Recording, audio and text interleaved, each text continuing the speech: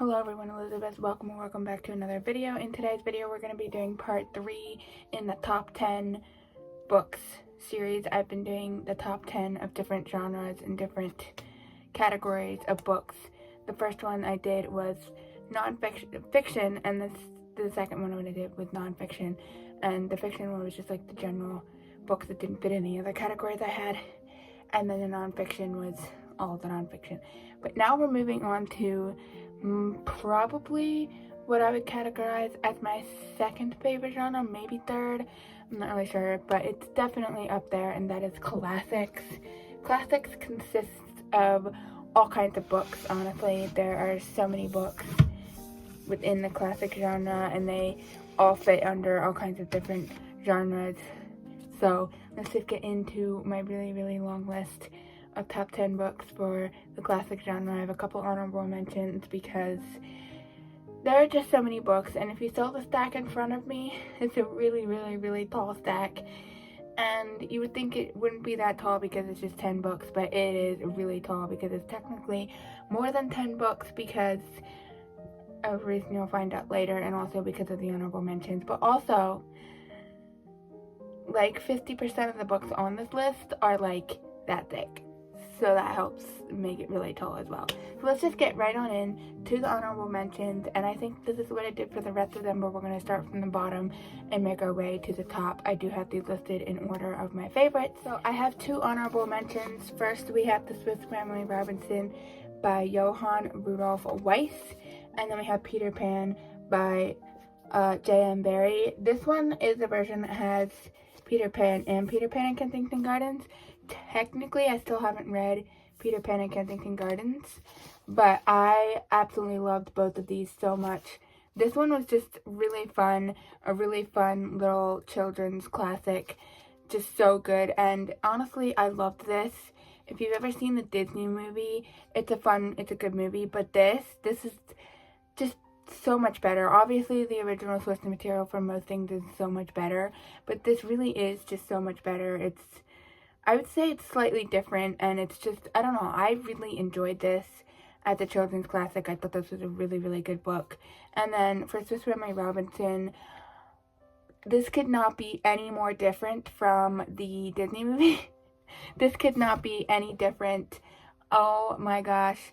The only similarity between this and the movie is that they're stranded on an island, and some of the characters have the same name.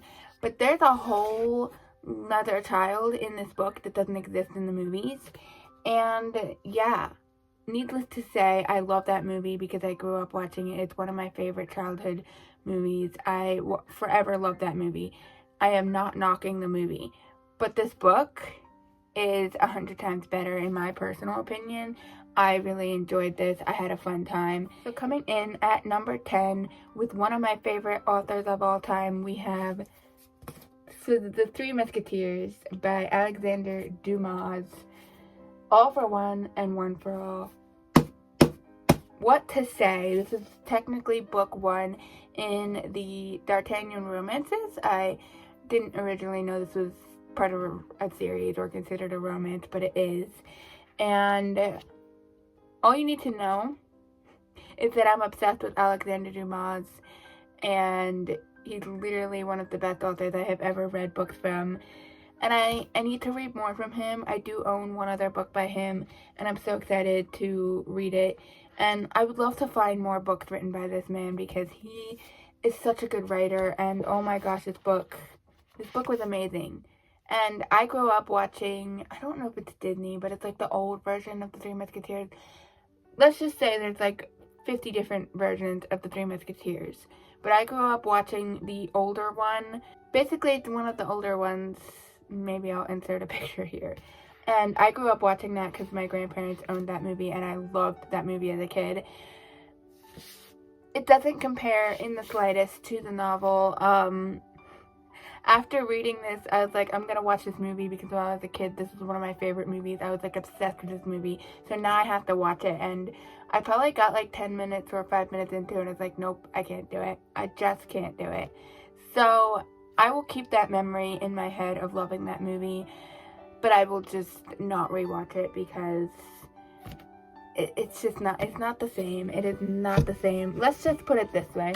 They don't know how to make an Alexander Dumas book into a movie. They don't know how to do it. Coming in at number 9, we have And Then There Were None by Agatha Christie. This is the first Agatha Christie book I've read, and it is my favorite one out of the 3 that I've read. And oh my gosh, this book is phenomenal. If you're even remotely interested in mysteries or Agatha Christie and you haven't read this, highly recommend. Or if you are thinking that you would be sort of interested in mysteries or want to get into it, this book is so good. This is so good. Let me just read what the back says here, because this is just such a good book. One by one, the guests arrived at the mansion on Indian Island, summoned by a mysterious host. And one by one, with terrifying meticulousness, they were stalked by a cunning murderer. Utterly baffling, and yet there was a pattern, concealed in a nursery rhyme, hanging over the fireplace. This novel was amazing. Basically, before reading Agatha Christie, I really wanted to get into her, and basically, when I first read this, well, I only read it once, but when I first started reading this, I started reading it physically, and I was like, huh? What? And I think I read a couple paragraphs or something, and then I was like, nah. Because I don't know, I just wasn't in the mindset for it. And then I decided to listen to the audiobook. Best choice I've ever made. This book is phenomenal. Highly recommend this one. Best mystery I've ever read, because I've not read very many. But I will be surprised if any other Agatha Christie can beat this for me, because I loved this book. It was amazing. Coming in at number 8, we have Anna Karenina by Leo Tolstoy. This is my first ever Russian novel that I've read. I haven't really read any other ones, but oh my gosh, and oh my gosh, yes, it is a really big book. I did listen to the audio for this one as well, and boy, first off, I will just say, if you have a hard time reading books, maybe don't read Russian novels until you're good at reading classics or something, because there's a lot to these books, and they're obviously really big. One of the biggest things is the names. There are so many names, and each character has so many different names for just the one character, and also so many different names sound so similar. 2 different characters will have names that are just so similar to each other. It's definitely something else for sure, but the story and the writing, just phenomenal. Absolutely amazing. I don't think I would have read this if it weren't for my sister. Basically, she was like, hey, do you want to read a book together? And I was like, sure. And she's like, we should read Anna Karenina. And she was like, let's do that. And then I read Anna Karenina, and she didn't. But basically, I did read it, and yeah, I totally recommend, especially if you're more into harder to read books. I would say for someone who's just gotten into reading classics, don't start off with a Russian novel, because there's a lot to it, and there's a lot of names, and you have to try to remember who's what and who and all of that. But if you can read books like that, Anna Karenina, you need to read it. It's absolutely amazing. Coming in at number 7, we have Cheaper by the Dozen by Ernestine Gilbert Carey and Frank B. Gilbert Jr. This is one of my favorite novels of all time. Basically, I have grown up sort of reading this novel. I read this novel by audiobook. I listened to the audio dramatization sort of it. And this is one of the best audio books I've ever read. I've listened to it so many times you don't understand. I've listened to it over 10 times. It's been a while actually since I've listened to it. I could listen to this again, but oh my gosh, this is such a good novel. This is a classic, but it's also technically a non-fiction, because it's a real life event, real life story. But basically, we're following this guy, Frank B. Gilbert, and his 12 children and his wife, and it's just so good. It's so phenomenal. It's got some comedy in it. It's pretty funny. Frank B. Gilbert is a pretty funny guy, and yeah, this is just an amazing book. Coming in at number 6, we have The Scarlet Pimpernel by Baroness Elisabeth Orczy. I probably said that wrong, but this is so good. If you have not read this, I highly recommend. A lot of the classics I've read because of the movies. Like, I grew up watching the movie, and then once I started getting into classics, I was like, now I have to read this classic because I love this movie. The same can be said for this one. I grew up watching The Scarlet Pimpernel that has Anthony Andrews and Jane Seymour in it. That is still one of my favorite movies of all time. I love that movie so much. I just recently rewatched it, and it's so good, and it's so hilarious. Oh my gosh, Percy Blakeney, one of the best characters. He's so hilarious, and so, like, it's just so amazing how his character is, like, one minute he's this character, and the next minute he's this character. It's just so amazing how he can just turn and change like that. But basically, this is an amazing book. I will say, though, if you're comparing book to movie, the stories are quite different. I will say the movie is actually based off of 3 novels because it's technically a series. There's, like, I don't know how many books, but there is a lot of books in the Scarlet Pimpernel series.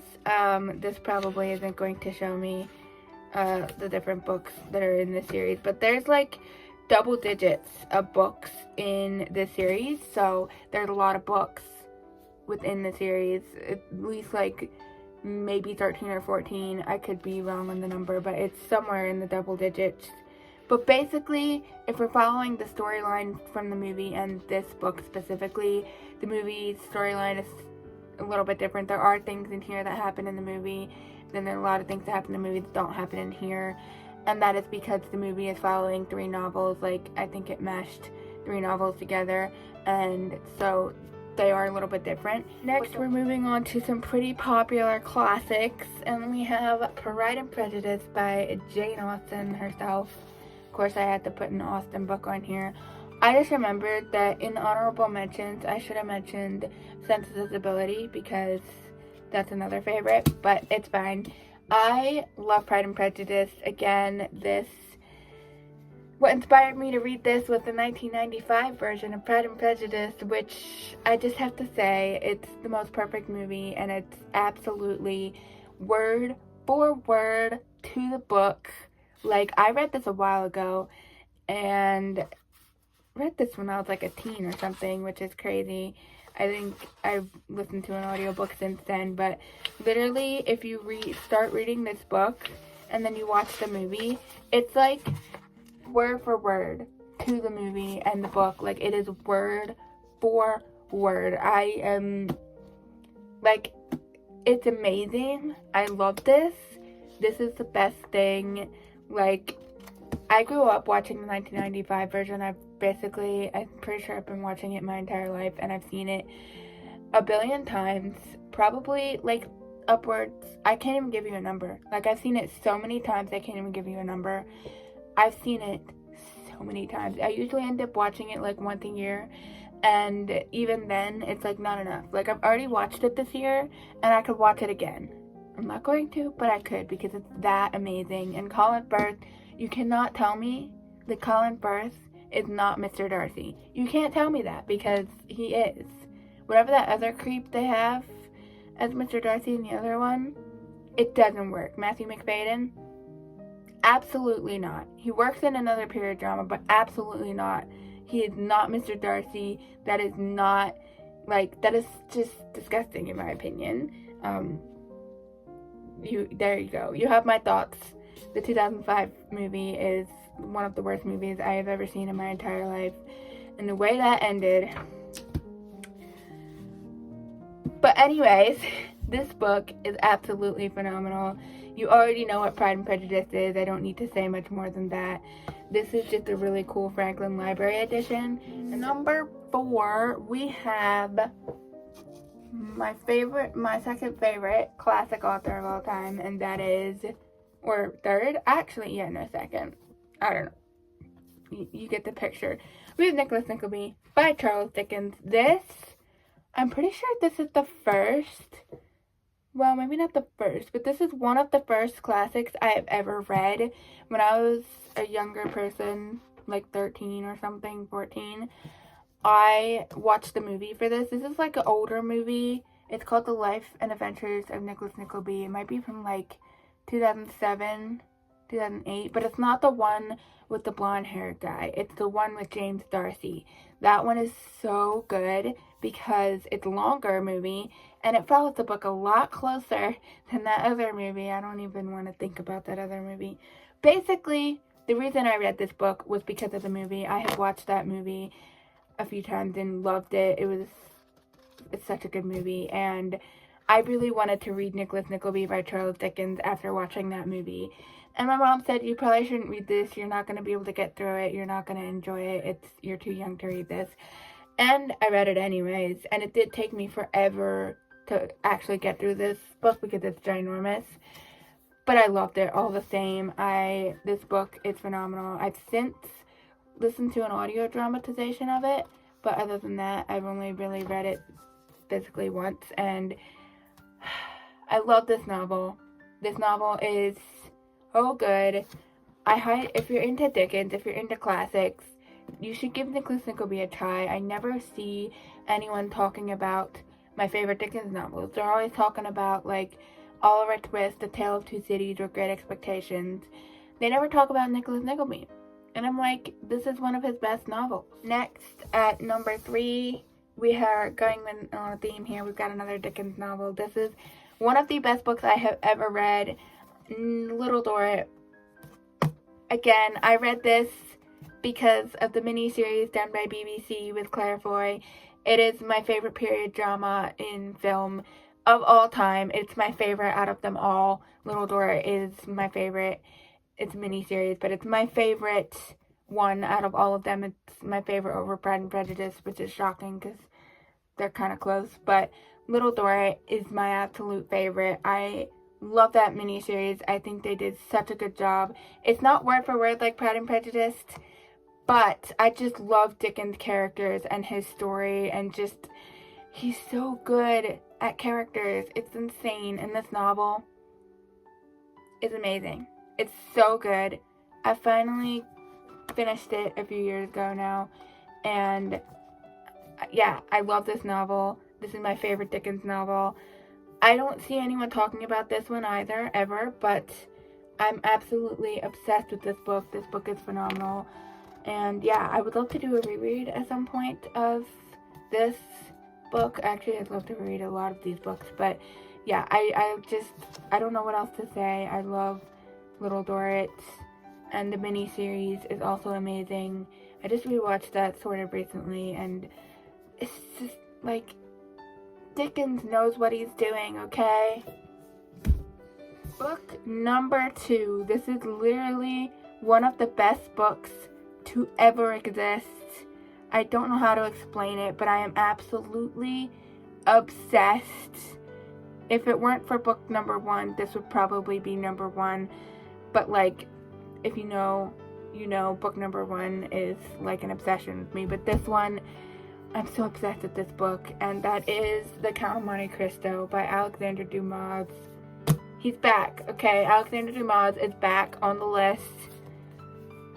Like I said, I'm obsessed with Alexander Dumas and his writing and his characters, and oh my gosh, I want to find more of his books and read everything he's ever written. I own a book called The Man in the Iron Mask, which is actually part of the D'Artagnan romances, but I don't know if there's any other books that he's written that you can actually get a hold of or not. I have to look into that, but this is the classic. If we take anything from this list, it is to read this classic and the first one. It is a brick. It is really, really, really, really big. It's a really thick classic. I did listen to the audio for this one. That's what helped me get through it a lot quicker. Yeah, I'm obsessed. Absolutely obsessed with The Count of Monte Cristo. And every time that someone says classics are boring, I'm like, read The Count of Monte Cristo. You cannot say classics are boring if you read The Count of Monte Cristo. You cannot say that this is boring, because it's so far from boring. Like, I could reread this. Oh my gosh, I just want to open this up and I want to read it. It is just tempting me to open this and read it. Like, it's so amazing.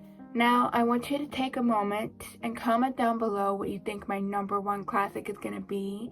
Because if you watch my channel at all, you might know what it is. And if you don't, then you'll find out in a second. But my #1 classic... And yes, look at this. There are 7 books here. And you might be like, what is happening? Why are there 7 books? It's supposed to be 1 book. But when it comes to my #1, it can't just be the 1 book because it is the Anne of Green Gables series by Ella Montgomery. I don't have book 1 here because it is located somewhere else at the moment. But this is the Anne of Green Gables series. And if you don't already know, Ella Montgomery is my favorite author of all time. So obviously this has to be #1 because I just love Anne and following Anne through her journey. These books are so good, so amazing. And yeah, I highly recommend you read these. But here's the deal. If you're gonna read Anne of Green Gables, you can't just read Anne of Green Gables, okay? You gotta read all 8 books. You can't skip out and just read the first book. I see so many people on the internet, they read the first book, Anne of Green Gables, and they're like, this was the best book ever, I love this was so good. And they never read any of the other books.